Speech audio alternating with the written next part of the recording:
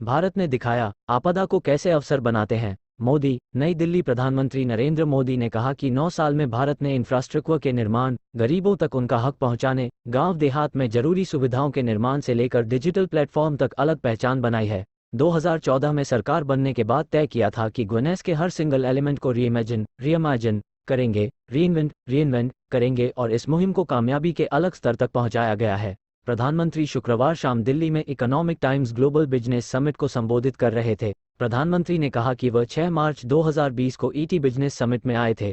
इन 3 वर्षों में पूरा विश्व बदल गया है, लेकिन इस दौरान भारत ने दुनिया को दिखाया है कि एंटी फ्राजाइल होने का असली मतलब क्या है। भारत ने दुनिया को पूरे विश्वास से दिखाया है कि आपदा को अवसरों में कैसे बदला जाता है। 100 साल में आए सबसे बड़े संकट के समय भारत ने जो सामर्थ्य दिखाया है, उसकी स्टडी करके 100 साल बाद मानवता भी खुद पर गर्व करेगी। प्रधानमंत्री ने कहा कि 2014 में ये हालात थे कि लाखों करोड़ों के घोटालों की वजह से देश की साख दांव पर लगी थी।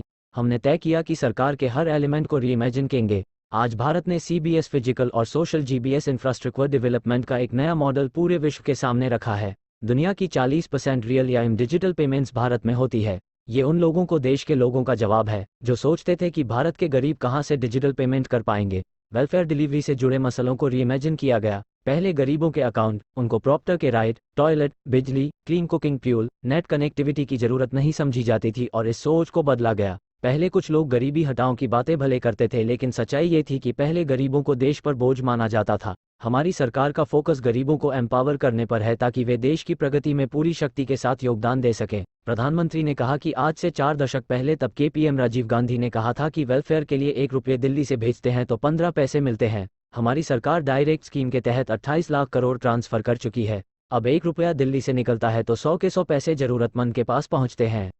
नेहरू जी ने कहा था कि जिस दिन हर भारतीय के पास टॉयलेट की सुविधा होगी, हम जान जाएंगे कि देश विकास की एक नई ऊंचाई पर है। उन्हें भी समस्या का पता था, लेकिन समाधान की तत्परता नजर नहीं आई। Economic times global business summit में पीएम मोदी, टाइम्स ग्रुप केवीसी और एमडी समीर जैन देश की समृद्धि को जोड़ना होगा, अष्टलक्ष्मी से। समीर जैन टाइम्स ग्रुप के वाइस चेयरमैन और एमडी समीर जैन ने इंटी ग्लोबल बिजनेस समिट के पहले शिव में हुआ माहौल दिन समृद्ध और शक्तिशाली भारत का खाका खींचा। प्रधानमंत्री ने कुछ समय पहले कहा था कि देश को 2025 तक $5 ट्रिलियन की इकोनॉमी बनाना है। समीर जैन ने बताया कि भारत तो आज की तारीख में ही वह जादुई आंकड़ा छू चुका है। उन्होंने कहा कि देश की आबादी है 140 करोड़, जबकि 3 करोड़ भारतवंशी विदेश में हैं। उनकी इनकम औसत भारतीय से 100 गुनी है। उनको इस रात महाशिवरात्रि से पहले की थी, लेकिन समीर जैन के भाषण ने पूरे समारोह को शिव में कर दिया। काशी नगरी से सांसद पीएम मोदी का स्वागत उन्होंने इन्हीं लफ्जों के साथ किया। ये हमारे लिए सौभाग्य और गर्व की बात है कि शिवरात्रि पर प्रधानमंत्री यहाँ पधारे। जब चेहरों पर खिली मुस्कान बात बहुत गंभीर थी, लेकिन समीर जैन ने रखी इस अंदाज में कि पूरा हॉल हंसी से भर गया। पुरुषों पर 1% अतिरिक्त टैक्स और महिलाओं को 1% की छूट का सुझाव देते हुए कहा कि यहाँ मौजूद बिजनेसमैन मेरी बात को पकड़ लिए हैं। वे लोग करोड़ों रुपये पत्नी के नाम पर कर देंगे। इस बात पर सभी की हंसी छूट गई।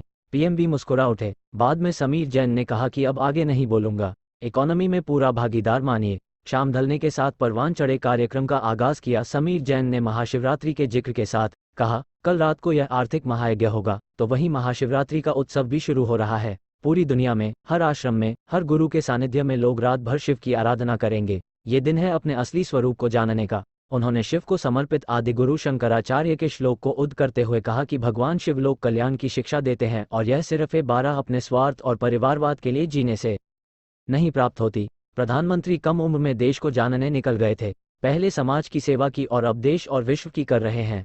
समीर जैन ने यह भी बताया कि बिजनेस मतलब केवल पैसा नहीं होता। प्राचीन भारतीय ज्ञान के खजाने से निकालकर उन्होंने अष्टलक्ष्मी के बारे में बताया और एक नया विचार सामने रखा कि समृद्धि को जोड़ना होगा इस अष्टलक्ष्मी से, वही असली धन होगा। ये अष्टलक्ष्मी हैं आदि लक्ष्मी, धन लक्ष्मी, धान्य लक्ष्मी, गज लक्ष्मी, विद्या लक्ष्मी, धैर्य लक्ष्मी, विजय लक्ष्मी और परिवार लक्ष्मी।